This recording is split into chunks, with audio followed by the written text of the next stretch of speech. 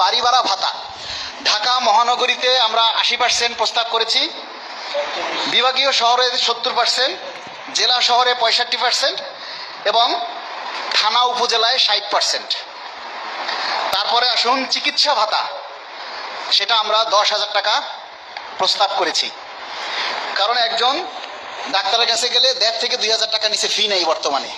এরপর রিপোর্ট দেখাইতে গেলে আবার 500 টাকা দেওয়া লাগে, এরপর টেস্ট মেডিসিন তো আছেই।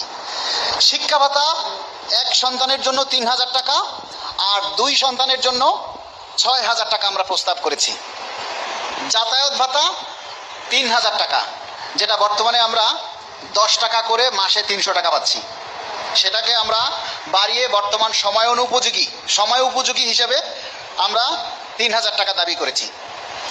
টিফিন ভাতা, যেটা আলোচিত সবচেয়ে বেশি, যেটা আমরা বর্তমানে 6 টাকা পাচ্ছি, হাস্যকর। এশিয়া মহাদেশের ভিতরে আমরাই কম পাচ্ছি টিফিন ভাতা 6 টাকা। সেটার পরিবর্তে আমরা টিফিন ভাতা দৈনিক 150 টাকা দাবি করছি। চলবে? কথা বললেন আপনারা?